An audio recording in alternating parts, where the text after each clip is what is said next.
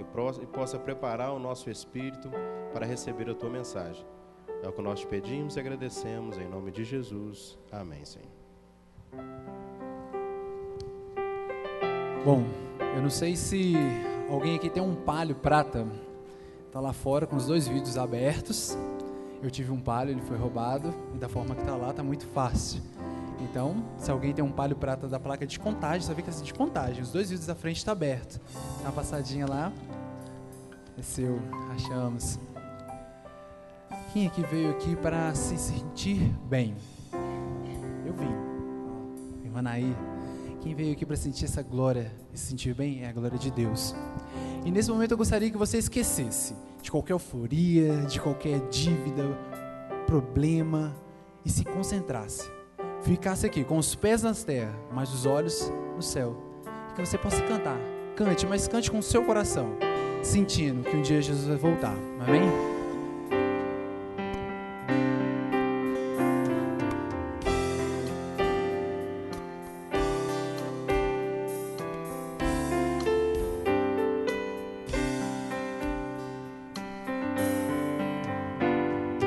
Nós almejamos outro lar, um novo Éden pra morar, pois ficaremos por aqui somente um pouco mais. Essa promessa quero alcançar, custe o que custar. E enquanto espero, sigo confiando no poder que vai me salvar. Com os pés na terra e os olhos no céu, eu vou. Com os pés na terra e os olhos no céu, eu vou seguindo até encontrar meu Jesus.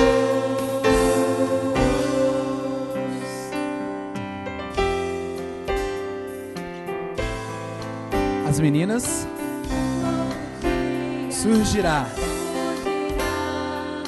Quando Jesus aqui voltar, todo o pranto virará, só alegria haverá. Vamos lá, Gustavo.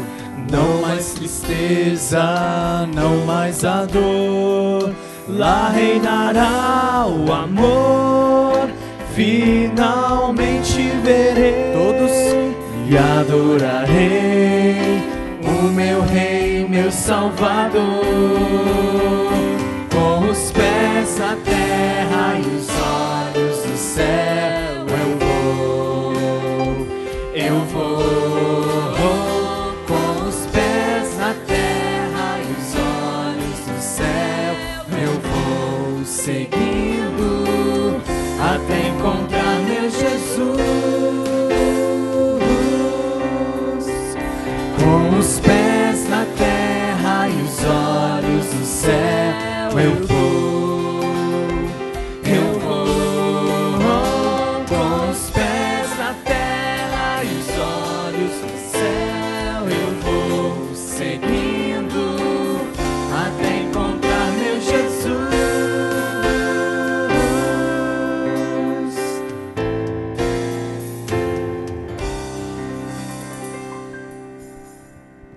Eu não sei qual é a forma que você gosta de exaltar o nome de Deus. Às vezes tem gente que gosta de ficar sentado, às vezes tem gente que gosta de ficar em pé, de joelhos, orando. Mas eu gostaria que você ficasse de pé, porque o nome de Deus ele tem que ser honrado, porque Ele é exaltado. E você que tem que exaltar é esse Deus. Tem como? Canta, mas canta sentindo que você deve realmente adorar a Deus a cada dia.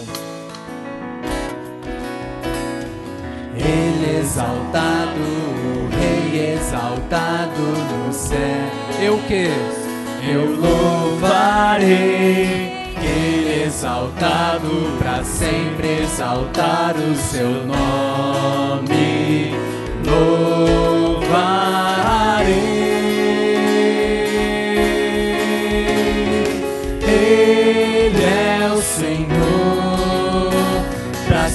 sempre irá reinar. Terra e céu proclamam seu santo nome. Ele é exaltado, o Rei exaltado no céu. Amém. Agora só a igreja, vamos lá? Vai. Exalte a esse Deus, se você realmente adora Ele. Ele é exaltado.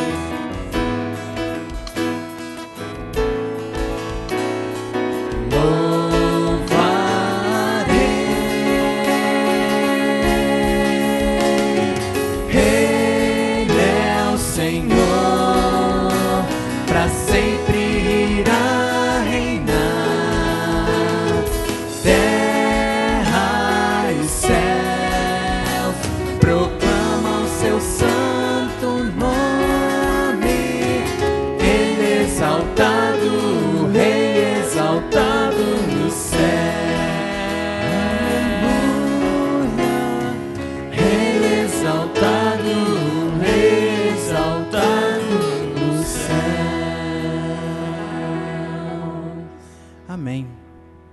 Sabe, tem momentos em nossas vidas que a gente tem que ter um toque, mas um toque diferente.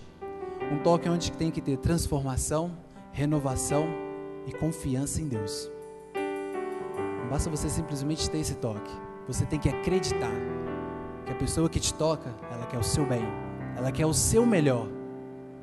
Muitas das vezes a gente tampa os ouvidos, a gente não quer enxergar.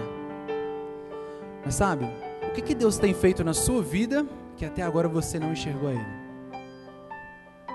O que Ele precisa de fazer? Eu não sei. Eu sei o que Ele precisa de fazer na minha vida. E eu aceito Ele agora, nesse momento. Isso é o que importa. E Ele quer que você o aceite também nesse momento. Então canta com o seu coração. Esse é o seu desejo a cada dia, honrar o nome de Deus. Amém?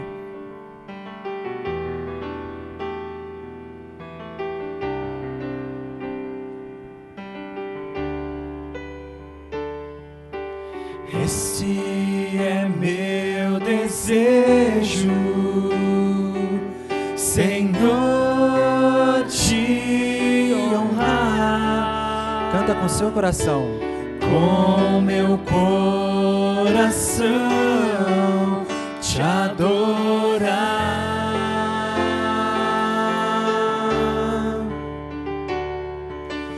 Tudo que há em mim te dá louvor.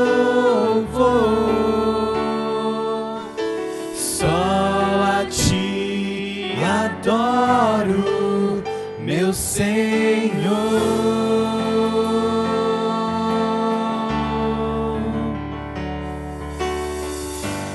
Toma o meu coração e toda a minha alma.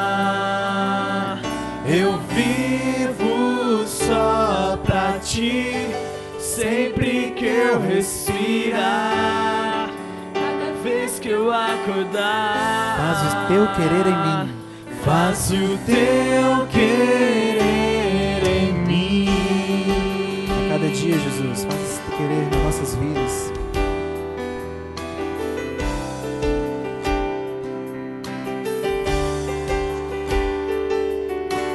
Esse é meu desejo, Senhor, te honrar.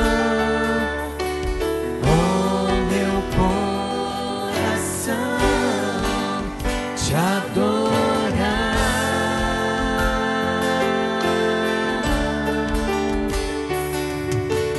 Tudo que há em mim te dá louvor. Só a ti adoro, meu Senhor.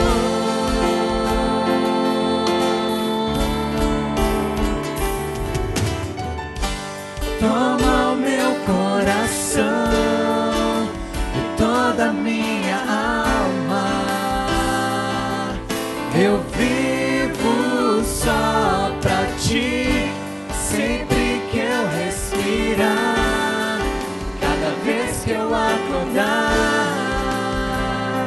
faz o teu querer. Bem baixinho, vamos lá. Toma o meu coração E toda a minha alma. e toda a minha alma.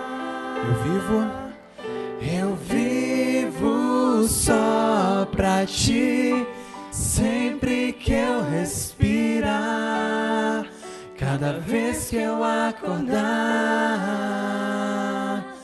faz o teu querer em mim. Amém. Pode sentar.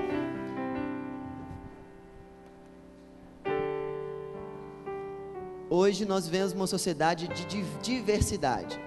Jovens e mais experientes, adultos e crianças, negros e brancos, cruzeirenses e atleticanos, analfabetos e doutores. Nós vemos uma grande diversidade. Aqui dentro mesmo nós temos uma diversidade de pessoas, de identidade.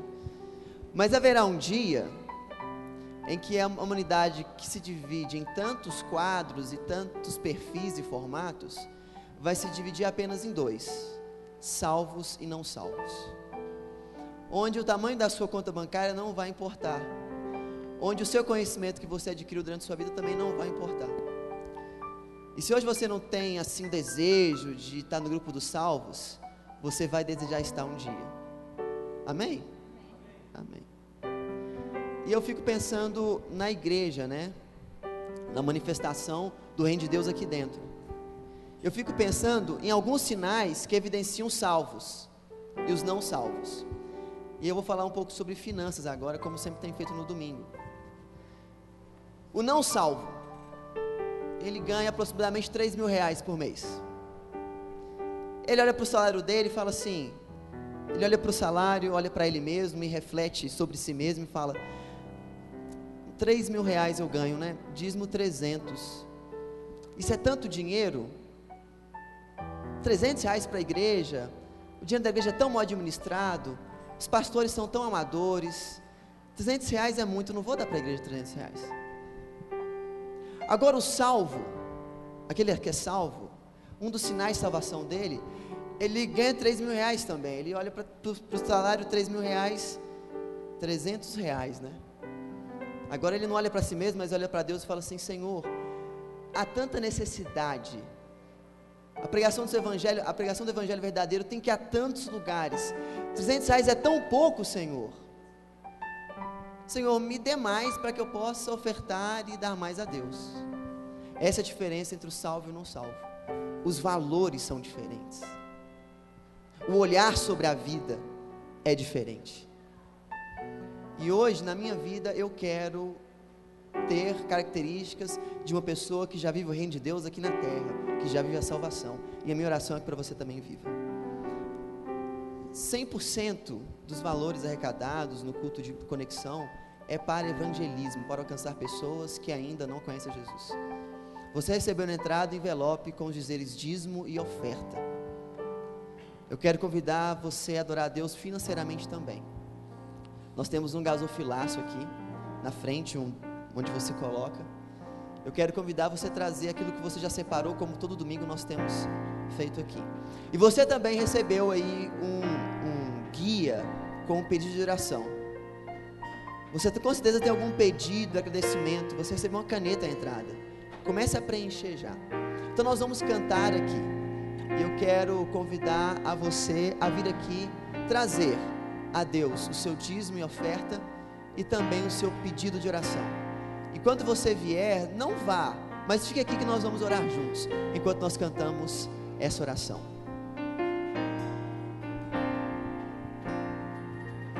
Na oração encontro calma, na oração encontro paz. Orar a Deus faz bem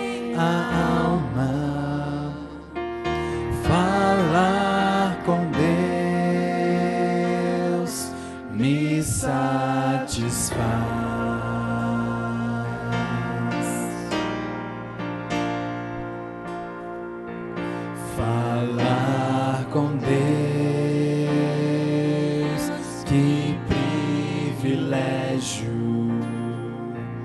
abrir a alma ao Criador, sentir que os céus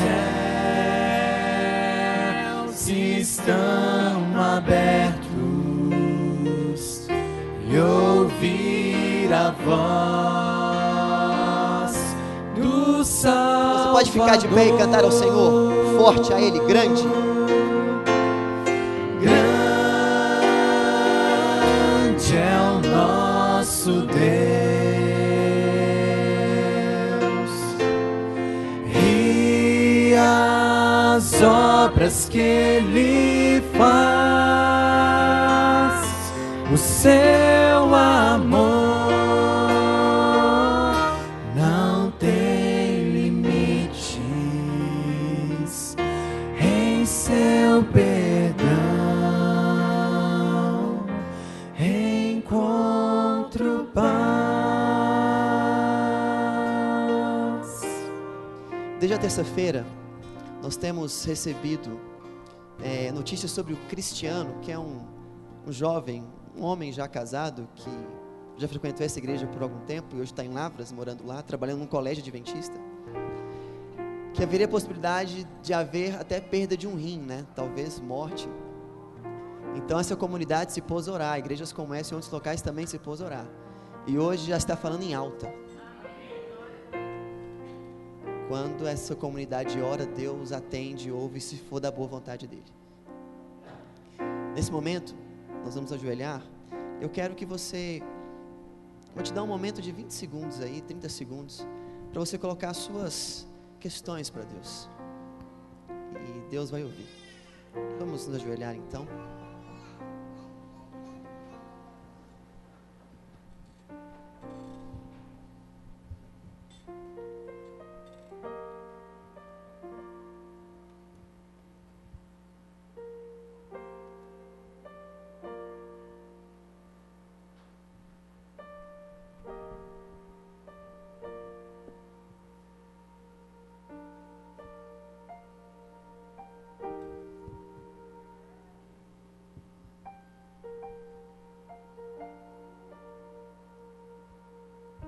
Amém. Senhor, nós estamos aqui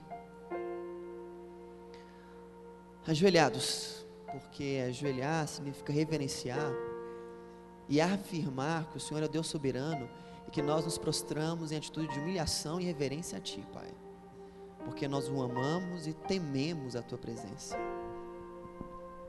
Senhor, todos aqui nós, dentro da nossa jornada de vida, nós carregamos questões, algumas muito profundas, desejos não realizados, preocupações, pessoas com que nós amamos, pessoas que estão em caminho que nós não acreditamos ser o melhor, doenças, falta de dinheiro, Pai, e muitas outras questões.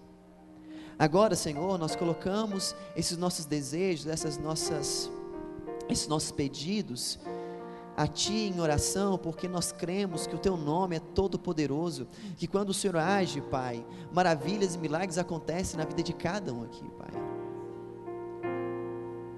Senhor, pessoas vieram aqui e depositaram parte das suas finanças, confiando na Tua obra, confiando na pregação mais efetiva do Seu Evangelho. Outras colocaram pedidos, Pai.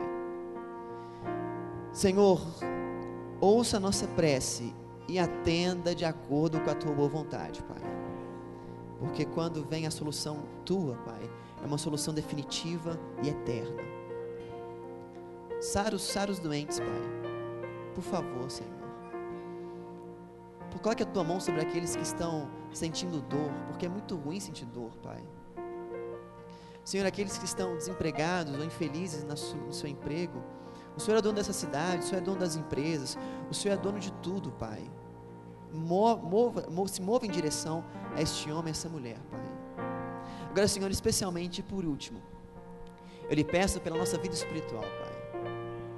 Senhor, às vezes não dá vontade de ler a Tua palavra. Senhor, às vezes não dá vontade de orar. O Senhor sabe disso, essa é a realidade. Às vezes nós passamos pouco tempo demais contigo. Senhor, através do Teu Santo Espírito, coloque em nós mais vontade de passar mais tempo na Tua presença, Pai. Assim, Senhor, eu lhe peço, mas já agradeço, porque o Senhor ouve e atende conforme a tua sabedoria. Em nome de Jesus, amém.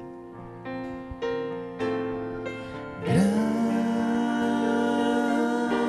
é o nosso Deus,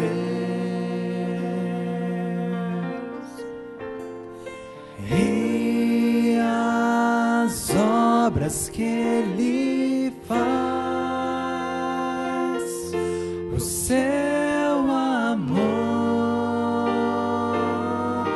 não tem limites, em seu perdão encontro paz.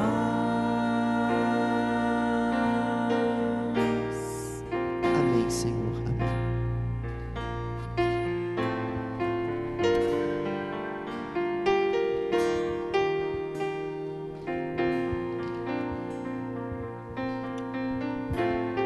Eu vou chamar aqui à frente Maria Eduarda. Ela vai me ajudar aqui, ó, a sortear. Hoje o sorteio vai ser 7, né? Então eu vou falar rapidinho, por causa do nosso tempo que é curto. Todo mundo com seus bilhetes, prestando atenção, tá bom? Pega o primeiro, Maria Eduarda. Escolhe aí, fecha o olhinho e... Pronto, segura aqui. Você vai pegar o próximo.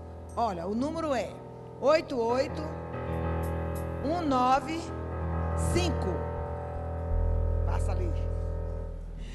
Aí você... Vamos ali, Fernando, tirou ali, vai lá.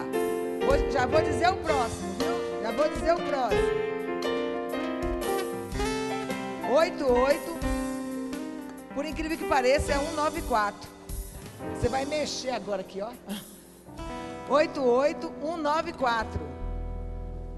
Rapidinho que eu já vou passando para outro. Então vou passar para outro. 88202.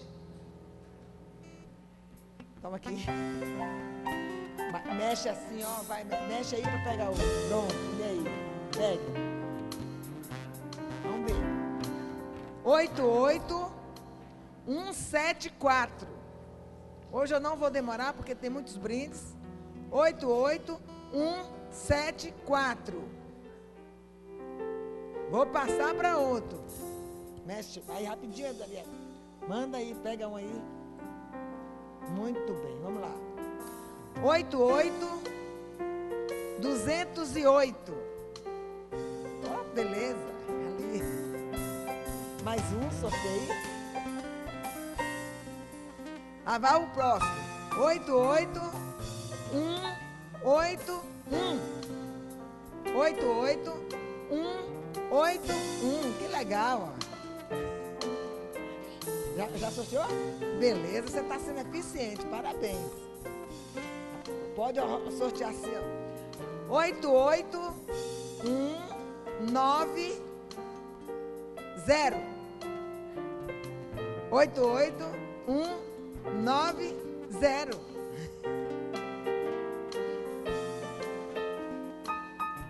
Lá vai de novo. 88222. Valeu, bacana, legal. Parabéns.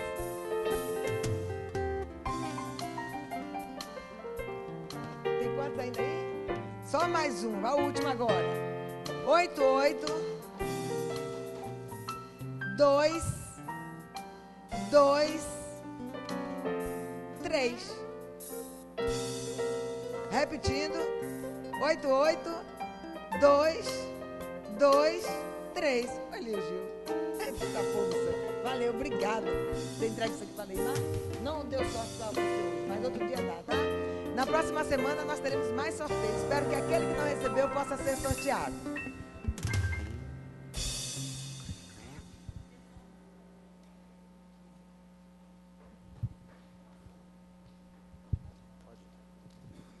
Som.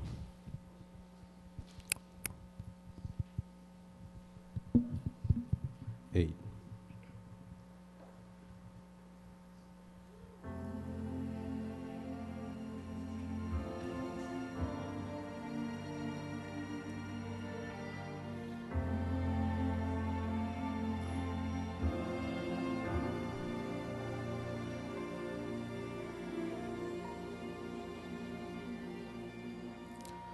Parece ser assim, tão simples de falar, um tema tão comum de se escutar. Quero te contar do amor de Deus, mas não sei por onde começar. É tão profundo, intenso, imenso e é por mim extravagante, infinito e é por ti. Todo mal que eu fiz não pôde me afastar do amor de Deus por mim pra me salvar. O eterno amor morreu na cruz pra viver completo eternamente em mim. Por amor entrega-se para sofrer, por amor transforma-me num novo ser. Incondicional amor de Deus, louco pra pulsar junto ao teu coração, eu não sei como explicar.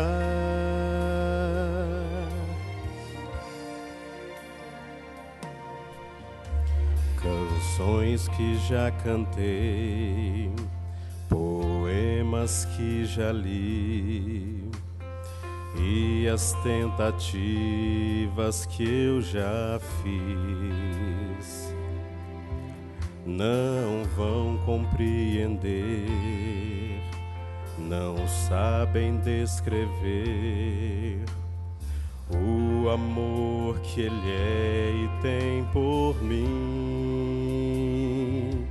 Quem dará vida pra morrer em meu lugar? Tem um amor inexplicável a me amar. Todo mal que eu fiz não pôde me afastar do amor de Deus por mim pra me salvar. O eterno amor morreu na cruz pra viver completo e eternamente em mim. Por amor entrega-se para sofrer, por amor transforma-me num novo ser. Incondicional amor de Deus, louco pra pulsar junto ao teu coração, eu não sei como explicar. E de tal maneira, pelo amor Ele me dá, tenho salvação em sua luz. Todo mal que eu fiz não pôde me afastar do amor de Deus por mim pra me salvar. O eterno amor morreu na cruz pra viver completo eternamente em mim. Por amor entrega-se para sofrer, por amor transforma-me num novo ser. Incondicional amor de Deus, louco pra pulsar junto ao teu coração, eu não sei como explicar.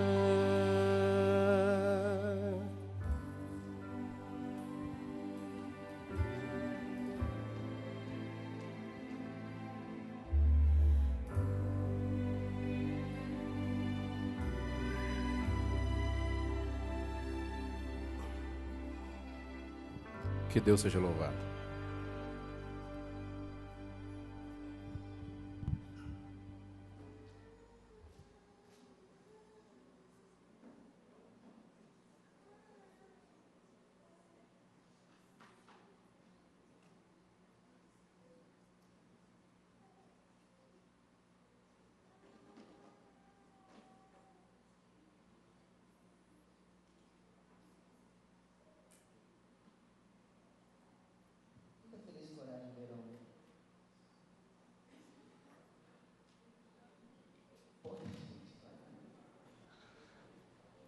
Mas tá bom, o solzão aí. Não, foi embora já, né? Esse sábado, esse domingo,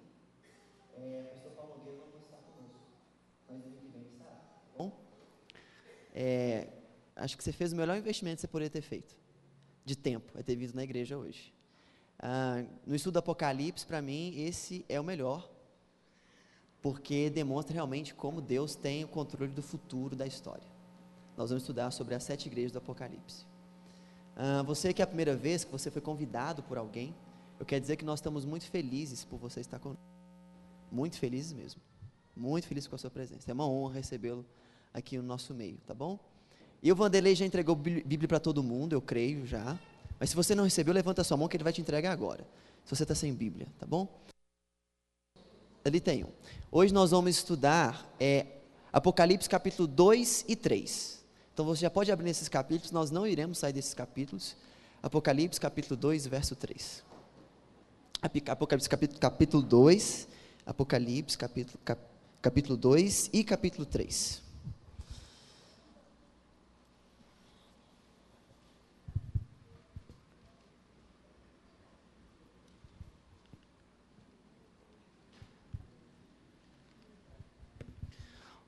Então hoje nós vamos estudar sobre Apocalipse e as 7 igrejas, mas antes eu quero convidar você a fechar os teus olhos, para nós orarmos ao Senhor. Querido Deus Pai, o Senhor permitiu que nós estivéssemos aqui hoje, nessa noite, nós agradecemos por isso, e agora nós vamos estudar um livro, o livro da Revelação, o livro do Apocalipse, como já nós temos estudado nessas 8 semanas, e eu lhe peço, Pai, que agora os nossos problemas, nossas dificuldades, fiquem em algum outro lugar, mas não aqui conosco. Que nós possamos ter capacidade de concentração. Nos dê, Pai, capacidade, sinergia e concentração para estudar a Tua Palavra. Nós temos alguns símbolos, nós temos um tema que precisa de atenção, limpa a nossa mente, faça o nosso coração fique aberto para ouvir essa mensagem. É isso que eu lhe peço e agradeço, no nome de Jesus. Amém. Vamos fazer uma recapitulação. Apocalipse é o livro da revelação. Então, Apocalipse não é o livro do medo, do fim do mundo, nada disso. Apocalipse é o livro da revelação do amor de Cristo para com a humanidade. Hoje nós estudaremos cartas que Cristo, através de João, escreve às 7 igrejas. Então, primeiro esclarecimento. Essas igrejas eram igrejas reais, eram comunidades cristãs reais, que ficavam dentro do Império Romano. Tá bom? Essas igrejas são a igreja de Éfeso, Esmirna, Pérgamo, Tiatira, Sardes, Filadélfia e Laodiceia. Essas igrejas são reais e elas estavam no contexto. Agora, João usa essas igrejas como uma imagem para apontar para a igreja cristã ao longo da história. Essas igrejas eram reais, tinham pessoas congregando e tudo. Mas João tinha muito mais do que 7 igrejas ali ao longo do Império Romano, muito mais que 7 igrejas. Mas João usa essas igrejas para exemplificar a história da igreja cristã durante o período da história. Então nós temos a igreja do ano 1 até a igreja de hoje, ok? Então nós vamos agora abrir Apocalipse capítulo 2, verso 1 a 7. Está bem pequeno aí, mas você tem a Bíblia, então não há problema. Apocalipse é o último livro da Bíblia. E nós vamos então ler a primeira carta, que é a carta à igreja em Éfeso, tá bom? Ao anjo da igreja em Éfeso escreve essas coisas. Diz aquele que conserva na mão direita as 7 estrelas e que anda no meio dos 7 candeiros de ouro. Conheço as tuas obras, tanto o teu labor, e labor significa trabalho, como a tua perseverança, e que não pode suportar homens maus, e que puseste à prova os que a si mesmos se declaram apóstolos, e não são, e os achastes mentirosos. E tem perseverança, e suportaste provas por causa do meu nome, e não te deixastes esmorecer. Tenho, porém, contra ti que abandonaste o teu primeiro amor. Lembra-te, pois, de onde caíste, arrependa-te e volta à prática das primeiras obras. E se não, venho a ti e moverei do seu lugar o seu candeeiro, caso não te arrependas. Tens, contudo, a teu favor que odeias as obras dos nicolaítas, aos quais eu também odeio. Quem tem ouvidos, ouça o que o Espírito diz às igrejas. Ao vencedor, dar-lhe-ei o que se alimenta da árvore da vida, que se encontra no paraíso. Então, algumas informações que eu vou dar aqui, eu convido você a anotar no verso. Hoje nós não vamos preencher nada. Então, nós vamos ter, primeiro, a gente vai ter aí a igreja de Éfeso. Nós temos o período, que é do ano 31. Por que ano 31, gente? O que marca o ano 31? Próximo ano 31. A morte de quem? De Jesus, né? Ano 33 ali, de Estevão, de Jesus Cristo. Então, a igreja cristã, ela começa a partir do ano 31 a 33. Assim começa. Então, a igreja de Éfeso, profeticamente, era a igreja nascendo. Características dela, era da pureza apostólica. Os apóstolos ainda não estavam vivos nesse período. Então, você ia para um culto, e de repente Paulo estava pregando no culto. Era legal ou não era? Muito legal, Paulo, João pregando nos cultos, indo nas igrejas, visitando Pedro. Então tinha uma característica de pureza apostólica. Era o período da igreja no seu primeiro amor, evangelho puro de poder e vitória, que resultou no avanço da pregação do evangelho. Então, esse foi o primeiro momento da igreja, é quando ela dá o primeiro boom de crescimento, onde os apóstolos estão ali pregando, escrevendo. Todos os livros da Bíblia foram escritos, todos os livros do Novo Testamento foram escritos dentro desse período, do ano 31 ao ano 100. Então, é um período muito importante da igreja. O seu significado do nome é desejável. O significado da igreja de Éfeso é desejável. Período quando os apóstolos ainda viviam e podiam aconselhar e guiar os líderes. Foi, sem dúvida, um período desejável. Aí, agora eu vou dar as características da cidade de Éfeso, onde ficava a igreja de Éfeso. Era uma cidade portuária, rica em seu comércio e adornada com templos famosos, e ali estava a sede do culto à deusa Diana.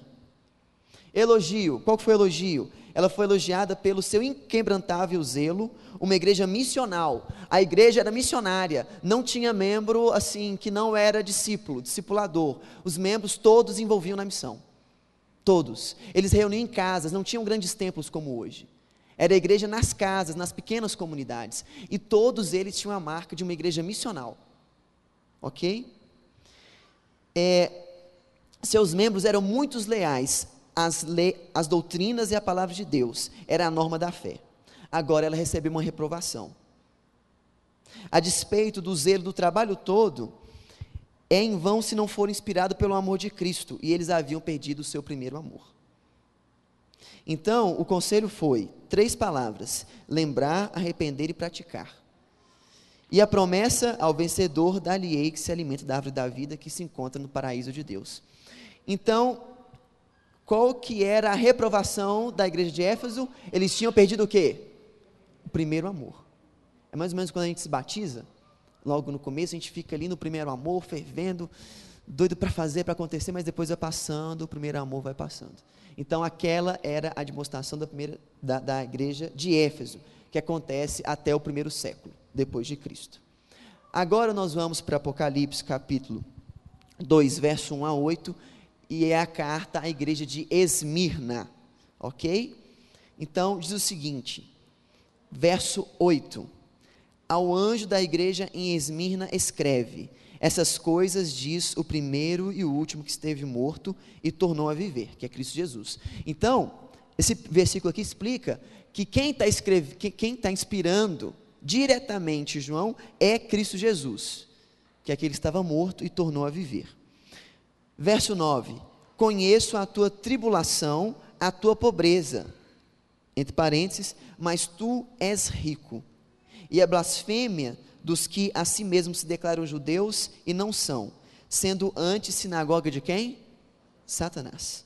Não tema as coisas que tem de sofrer, eis que o diabo está para lançar em prisão alguns dentre vós para ser dispostos à prova, e tereis tribulação de 10 dias, ser fiel até a morte, dar-te-ei a coroa da vida.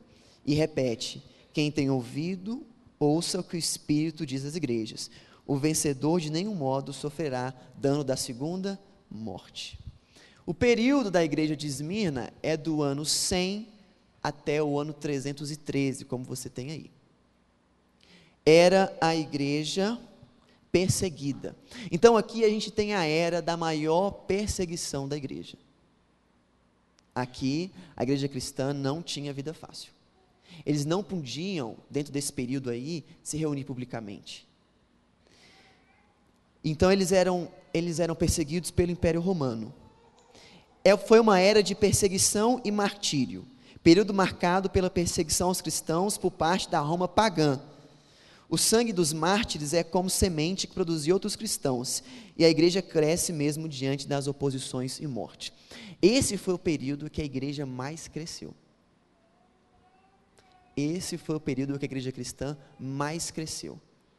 E coincidentemente, foi o período que a igreja foi mais perseguida. Não houve período de maior perseguição à igreja como esse período.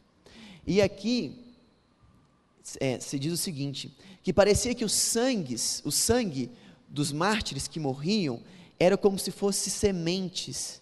Enquanto mais eles morriam, mais a igreja crescia. Mais eles morriam, mais a igreja crescia. Esmirna significa cheiro suave, sendo sinônimo de mirra. A característica da cidade de Esmirna é uma das mais antigas cidades do mundo. Era uma bela cidade construída no alto. O elogio que era feito para Esmirna, mesmo diante da perseguição iniciada nesse período, eles eram ricos na fé, no amor e no serviço. Permaneceram fiéis e muitos se tornaram mártires, como Policarpo. E não há reprovação para essa igreja. Não tem puxão de orelha. Conselho: não temas, persevere e seja fiel até a morte. Eis que estou convosco, dar-te-ei a coroa da vida. Então, é um contexto histórico interessante. Agora nós vamos para a terceira igreja. Qual que é a terceira igreja? Qual que é a terceira igreja? Pérgamo, que vai do período de 313 a 538. Então a igreja, ela está no primeiro amor, cai um pouquinho, ela começa a ser perseguida, e agora ela começa um declínio, ok? O texto que fala da igreja de Pérgamo, está lá em Apocalipse capítulo 2, a partir do verso 12, que diz o seguinte: ao anjo da igreja em Pérgamo escreve estas coisas, diz aquele que tem a espada afiada de dois gumes. Conheço o lugar em que habitas, onde está o trono de Satanás. Veja bem como começa aqui. Conheço o lugar em que habitas, onde está o trono de Satanás, e que conservas o meu nome, e não negaste a minha fé, ainda nos dias de Antipas, minha testemunha, meu fiel, o qual foi morto entre vós, onde Satanás habita. Todavia, tenho contra ti algumas coisas. Pois, que tens aí os que sustentam a doutrina de Balaão, o qual ensinam a Balaque a macilada diante dos filhos de Israel, para comerem coisas sacrificadas aos ídolos e praticarem prostituição? Aqui existe uma demonstração em que os cristãos agora começam a perder a pureza, e eles começam agora a ter influência de uma cultura não judaica e não cristã. Idolatria, sacrifícios. Então essa igreja que é pura, ela começa a beber uma água impura, e a gente vai ver o contexto histórico, por que isso aconteceu, mas só para se ligar. Outros assim também tu tens os que da mesma forma sustentam a doutrina dos nicolaítas. Portanto, arrepende-te, e se não, vem a ti sem demora, e contra eles pelejarei com a espada da minha boca. Aí continua dizendo: quem tem ouvidos, ouça o que o Espírito diz às igrejas. Ao vencedor dar-lhe-ei do maná escondido, bem como lhe darei uma pedrinha branca, e sobre essa pedrinha escrito o nome novo, o qual ninguém conhece, exceto aquele que o recebe. Então, a igreja de Pérgamo é uma igreja que, se a gente pudesse resumir aqui, é uma igreja em declínio. Em declínio. O cristianismo se rende ao poder do Estado, com a conversão de quem? Constantino, que era o imperador romano. Essa conversão acontece em 320. A igreja começa a se unir com o Estado e o cristianismo se corrompe. As doutrinas bíblicas são colocadas em segundo plano e outros interesses tomam o lugar da pregação do Evangelho. Roma perseguia a igreja cristã até o ano 320. Perseguia os cristãos. Perseguia, efetivamente.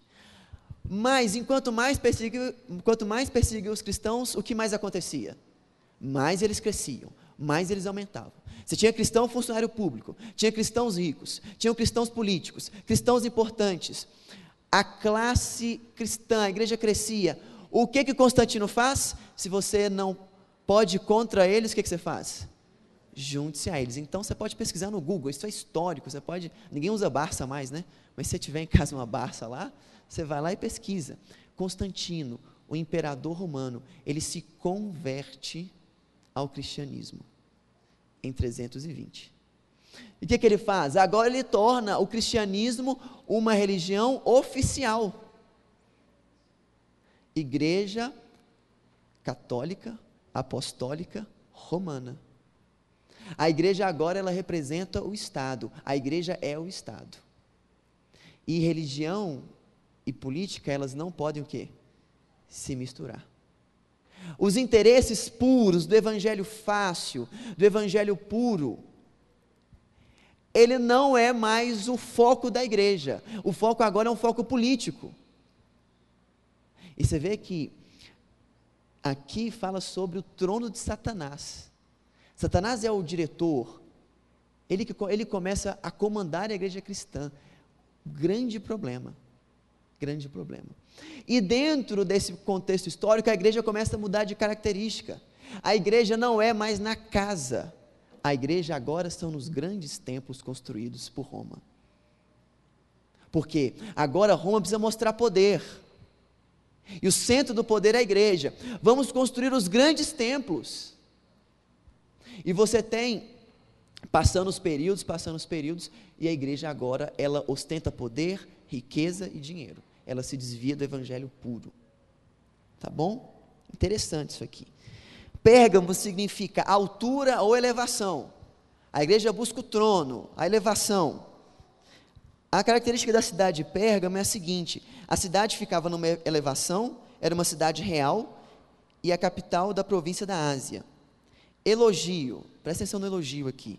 Embora, sendo a sede da religião de Satanás, segundo aqui, Apocalipse capítulo 2, muitos honraram o nome do Senhor e não negaram a minha fé. Apocalipse capítulo 2, verso 13. Ou seja, a igreja, mesmo corrompida, em declínio, ela sempre teve o remanescente. Amém? É por isso que Deus sempre foi misericordioso com esses momentos históricos da igreja, porque mesmo corrompido, mesmo em apostasia, tinha sempre o remanescente, conforme Apocalipse capítulo 2, verso 13. Reprovação. A apostasia se alastrou na igreja, falsas doutrinas foram introduzidas. Conselho: mesmo diante da apostasia, do afastamento da palavra de Deus, permanece naquilo que aprenderam. Fidelidade ao assim diz o Senhor. Promessa: ao que vencer darei a comer do maná escondido, e lhe darei uma pedra branca, e na pedra um novo nome. Estudamos até aqui. A primeira igreja é a igreja Éfeso. A segunda, a terceira, a igreja de Éfeso, primeiro amor um pouco em queda. A igreja de Esmirna, mesmo sendo perseguida, uma igreja elevada, não tem puxão de orelha, e agora a igreja começa a declinar. E nós vamos para a quarta igreja, que é a igreja de Tiatira. O texto se encontra em Apocalipse capítulo 2, verso 18. E nós lemos o seguinte em Apocalipse capítulo 2, verso 18. Ao anjo da igreja em Tiatira escreve: essas coisas diz o Filho de Deus, que tem os olhos como chama de fogo e os pés semelhantes ao bronze polido. Essa linguagem aqui está só dizendo sobre Jesus Cristo. Toda a abertura é: escuta o que o anjo das igrejas, e aí fala que quem está dizendo é Jesus. Então essa é uma característica, o Filho de Deus, que tem os olhos como chama de fogo e os pés como bronze, é só características de Cristo, só isso. Verso 19: conheço as tuas obras, o teu amor, a tua fé e o teu serviço, a tua perseverança e as tuas últimas obras, mais numerosas do que a primeira. Tenho, porém, contra ti o tolerares que essa mulher, quem? Jezabel, que a si mesmo se declara profetisa, não somente ensine, mas ainda seduz os meus servos a praticarem a prostituição e a comerem coisas sacrificadas aos ídolos. Dei-lhe tempo para que se arrependesse, ela todavia não quer arrepender-se da sua prostituição. Termo forte, né? Prostituição, uma ênfase. Eis que a prostro de cama, bem como em grande tribulação, os que com ela adulteram, caso não se arrependam das obras que ela incita. Matarei os seus filhos, e a todas as igrejas conhecerão que eu sou aquele que sonda mentes e corações, e vos darei a cada um segundo a vossa obra. Digo todavia a vós outras, os demais de Tiatira, a tantos quantos não têm essa doutrina, e que não conheceram, como elas dizem, as coisas profundas de Satanás, outra carga não jogarei sobre vós. Tão somente conservai o que tendes até que eu venha. Ao vencedor que guardar até o fim as minhas obras, eu lhe darei autoridade sobre as nações, e com cetro de ferro as regerá, e as reduzirá a pedaços como se fossem objetos de barro. Assim como também eu recebi do meu Pai, dar-lhe ainda a estrela da manhã. Quem tem ouvido, ouça o que o Espírito diz à igreja. Então a igreja de Tiatira, o período dela é o ano de 538 até o ano de 1517. Era a apostasia da igreja, era de maior apostasia da igreja. A igreja romana se une com o Estado. Os interesses políticos e religiosos tomam lugar da palavra de Deus. Tiatira simboliza o mais longo período da igreja, cerca de 1000 anos, abrange quase todo o período dos 1260 anos que nós encontramos em Apocalipse, capítulo 7. Tiatira significa sacrifício de contrição. A característica da cidade, em belezas naturais, era uma cidade comum, conhecida pela sua indústria manufatureira, com a fabricação de instrumentos de cobre e bronze, e também pela fabricação de tecidos em vermelho e púrpura. Havia um grande templo construído em honra a Apolo, o deus Sol. Elogios. Os crentes de Tiatira são elogiados pelas suas obras, perseverança e fé, mesmo em meio a adversidades, especialmente as suas últimas obras. Reprovação. Alguns estudiosos creem que, ao tempo em que João escreveu essa carta, havia uma mulher na igreja, tida como profetisa, e que dominava a igreja, sendo aqui comparada como Jezabel.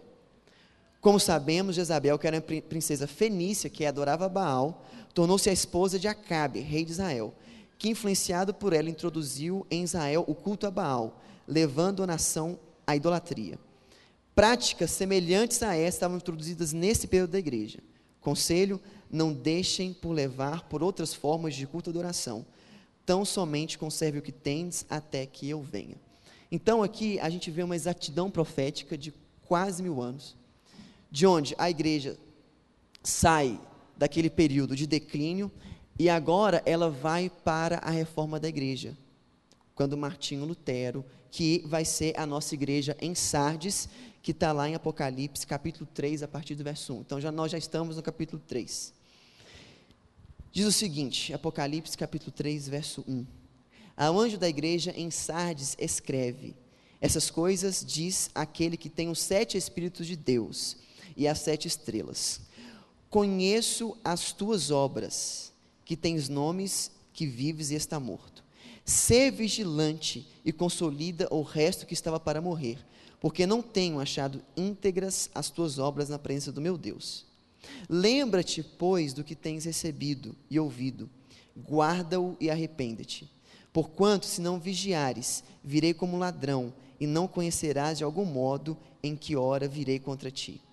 Tens, contudo, em Sardes umas poucas pessoas, que não se contaminam as tuas vestiduras, e andarão de branco junto comigo, pois são dignas. O vencedor será assim, vestido de vestiduras brancas, e de nenhum modo apagarei o nome do livro da vida.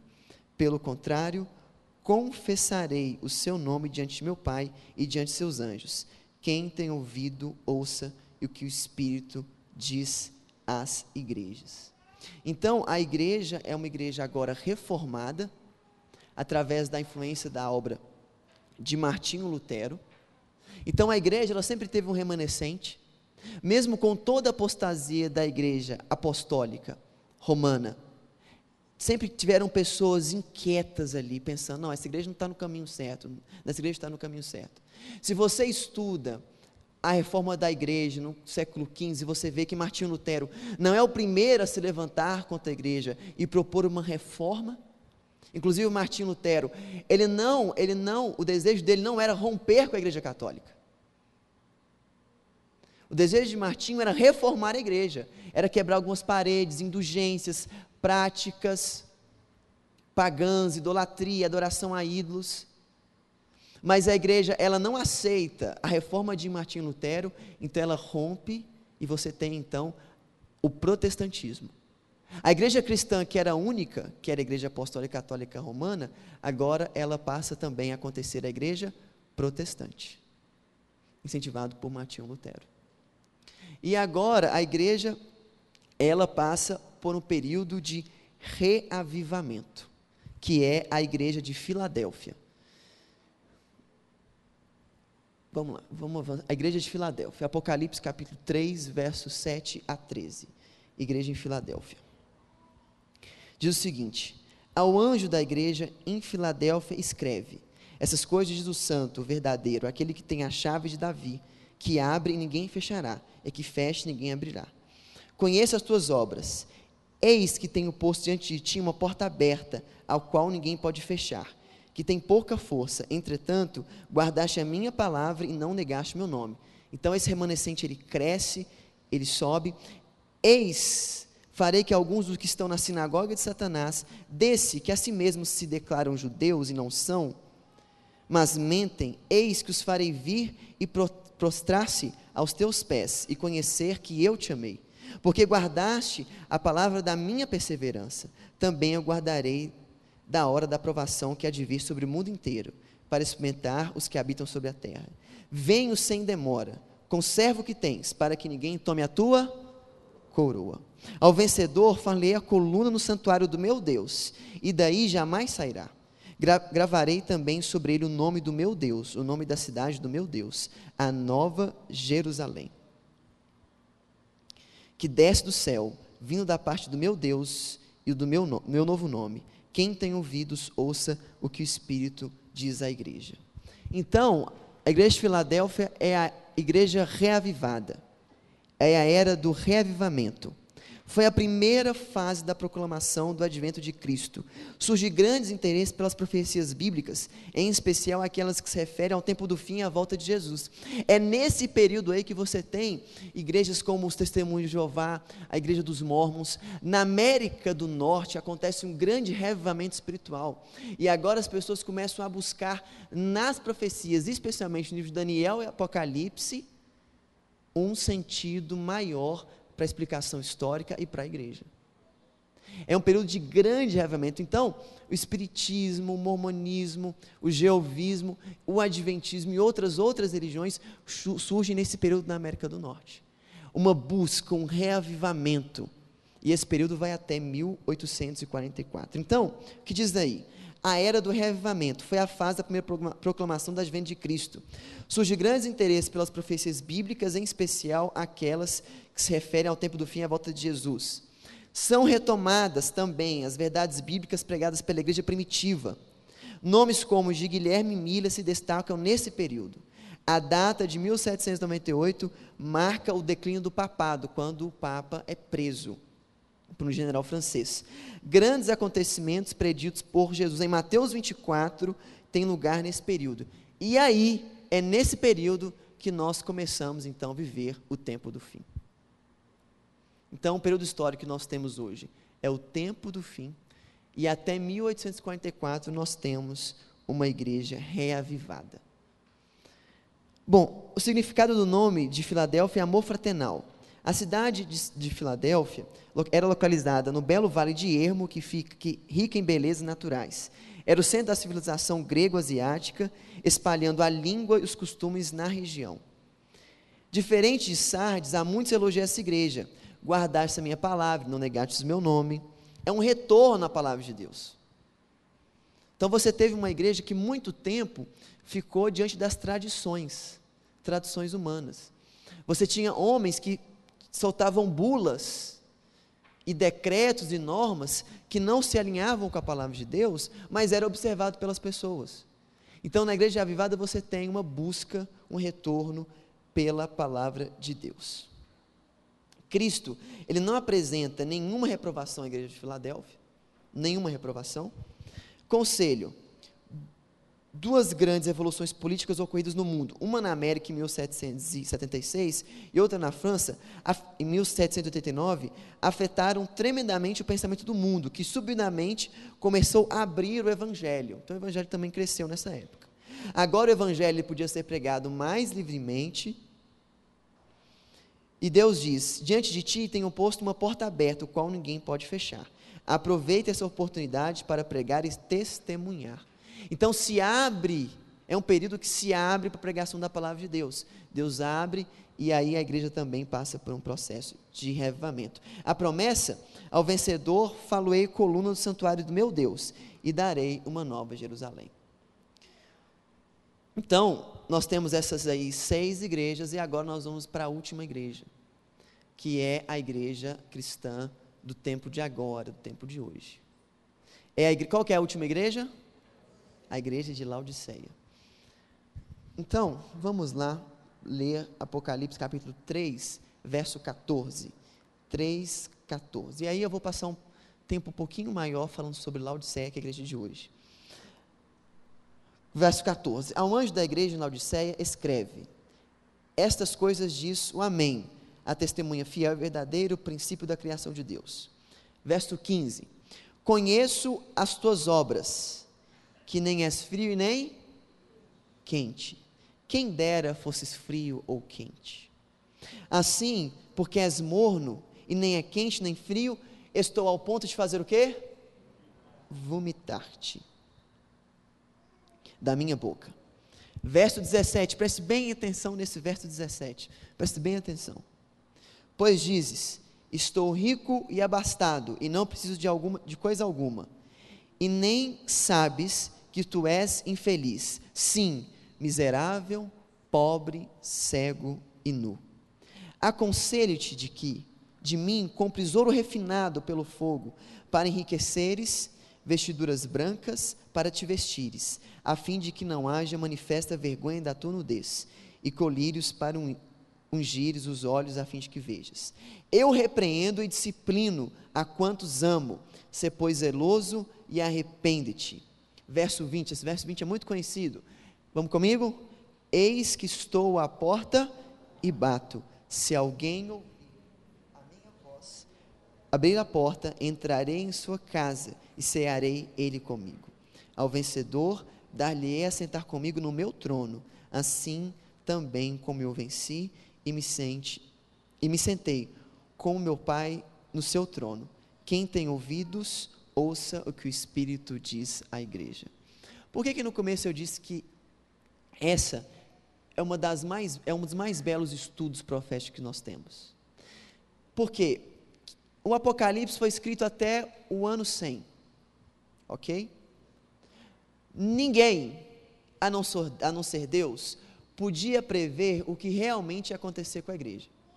Depois você, em casa, pega isso aqui, junto com o livro de história, e dá uma olhada como realmente as profecias se cumpriram em cada período histórico da igreja.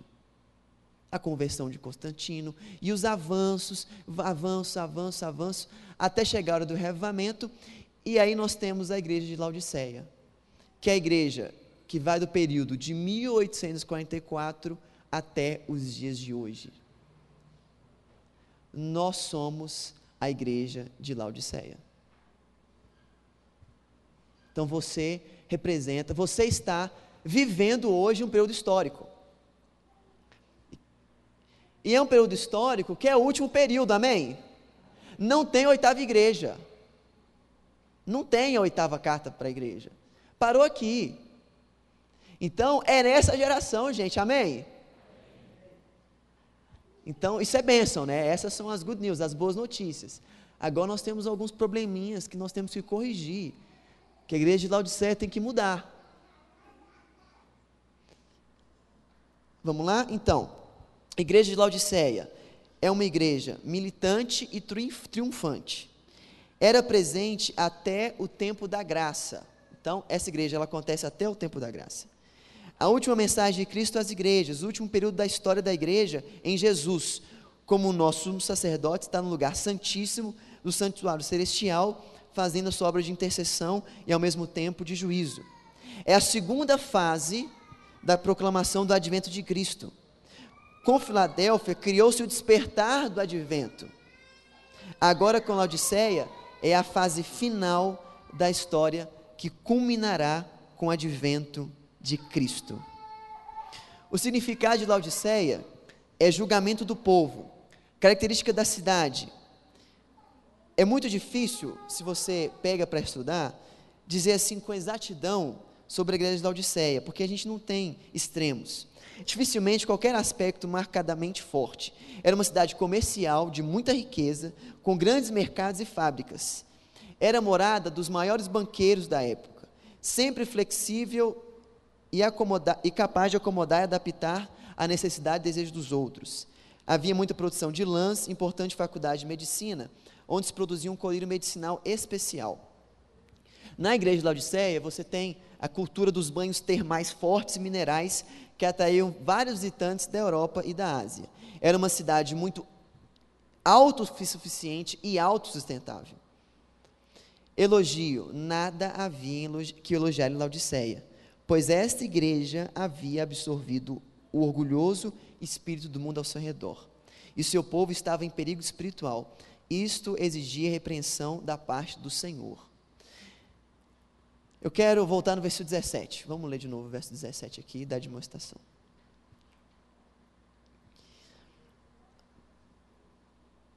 Pois dizes, estou rico e abastado, e não preciso de alguma coisa, e nem saber que tu és infeliz, sim, miserável, pobre, cego e nu. Então, é muito complicado, a gente não pode dizer assim, a igreja de Laodiceia é a igreja adventista. Parte da igreja de Laodiceia está na igreja adventista. Parte da igreja de Laodiceia também está em outras igrejas. Isso é fato. Porque a igreja, ela não é denominação. Existe um processo institucional, sim. Mas a igreja, o reino de Deus está por aí. A gente tem aqui 4 vizinhos, né? Só nesse quarteirão aqui. Que também é Laodiceia. Mas existe uma proposta aqui, uma correção especial para a igreja que tem uma luz maior sobre o estudo da palavra de Deus. Pois bem, há uma igreja que ela se propôs a estudar Daniel e Apocalipse, uma igreja que ela entende de maneira diferenciada todo o conteúdo bíblico. E essa igreja, eu creio que a nossa igreja, a igreja adventista, e eu posso reafirmar isso com muita tranquilidade aqui, ela tem que ter muito cuidado para não passar para o viés da arrogância. Muito cuidado. Por quê? O conhecimento da verdade, ela não pode trazer presunção, ela apenas traz maior responsabilidade. O conhecimento da verdade não traz presunção, ela traz apenas maior responsabilidade. E aqui há uma demonstração muito clara sobre como a igreja é, uma característica da igreja. Ela não é quente e o que ela não é? Fria. Ela não está numa apostasia total, mas também não vive mais o reavivamento de 1804 até 1844. É uma igreja que ela vive numa superficialidade, numa mornidão. Talvez é uma igreja que tem muito mais membro do que discípulo, muito mais consumista do que vivenciador da fé. Essa profecia tem se cumprido em Laodiceia, sim ou não? Sim ou não, gente? Responda aí. Sim. Agora, essa profecia tem que se cumprir em você? Vamos separar as coisas. Às vezes nós vemos assim, sendo muito pragmático, algumas pessoas, quando você quer, vamos reavivar, vamos ser quente. Aí, não, mas o povo, isso aí é profético.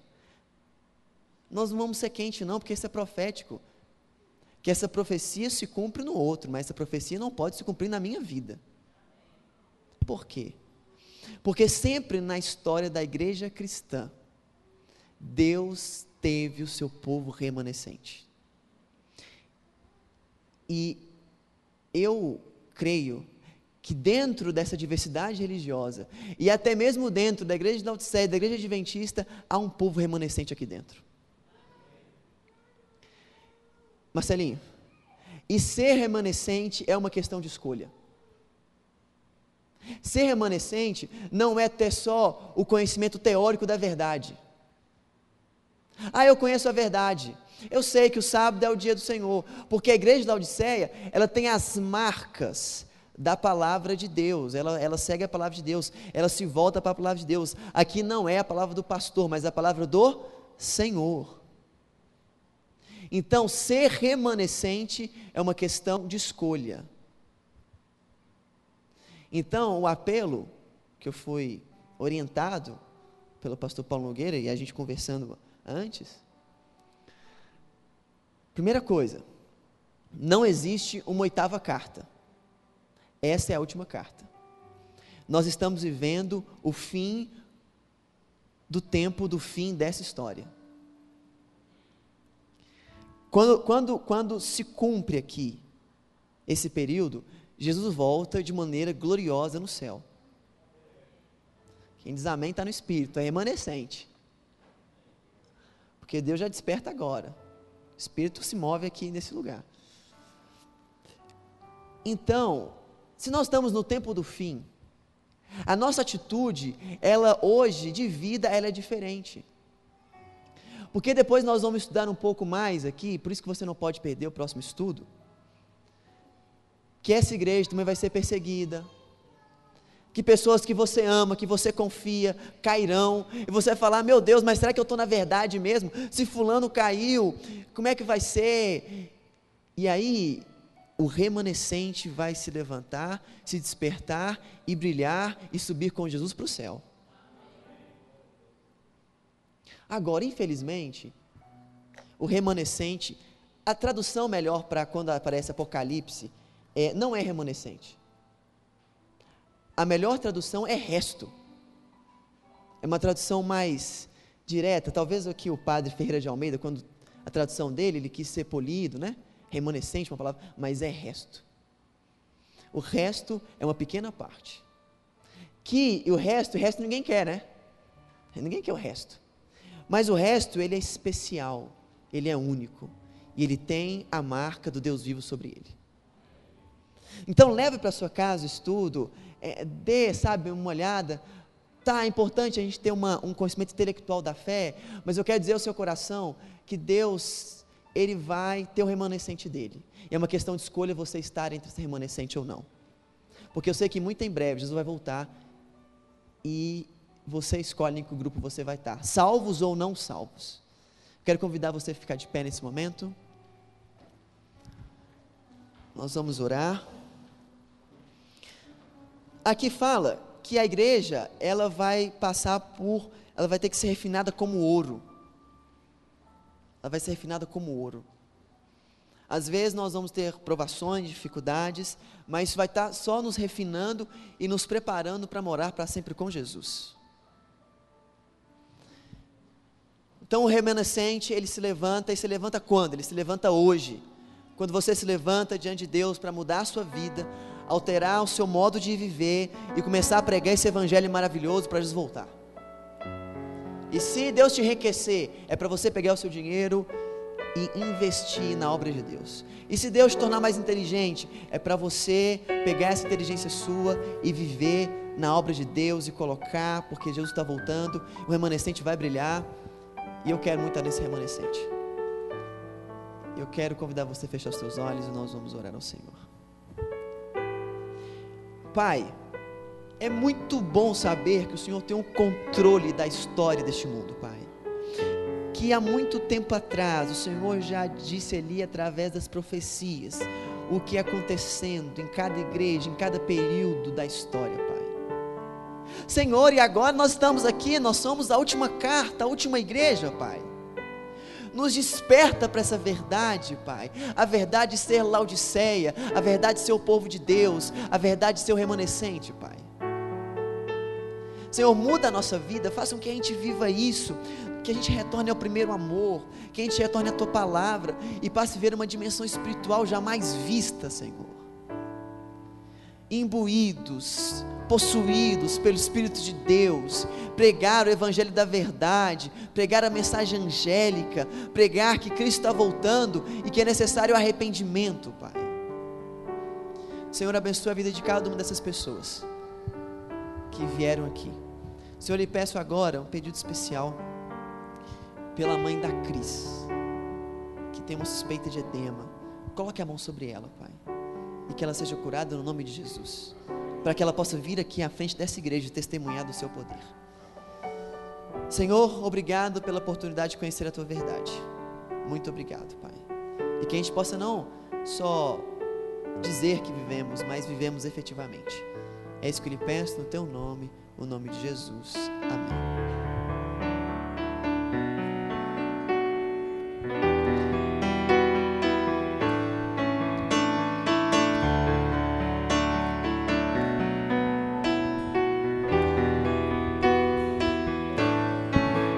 Hoje aqui, meu Jesus me tomou. Vamos cantar juntos?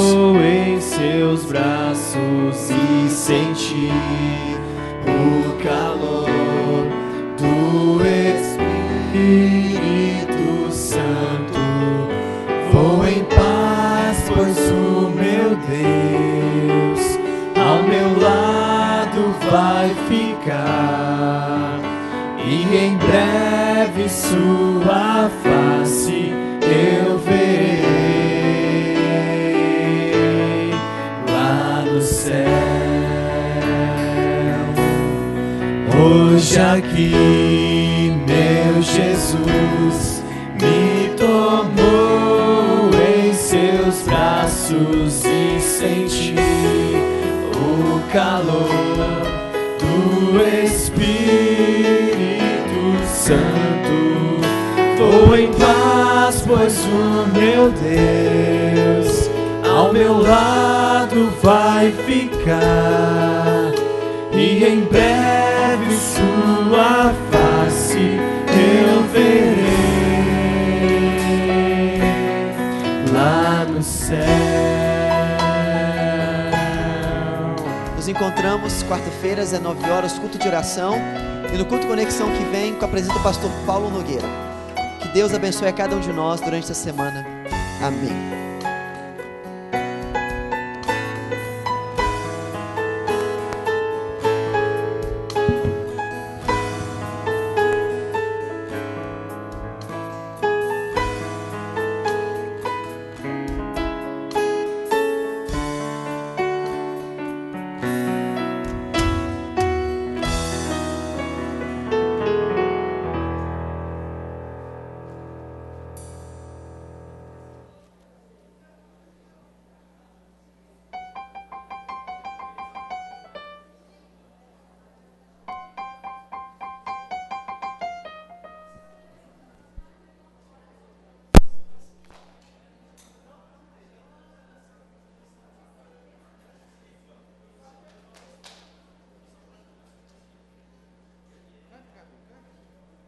Canta, dá um biquinho, dá, papai. Canta.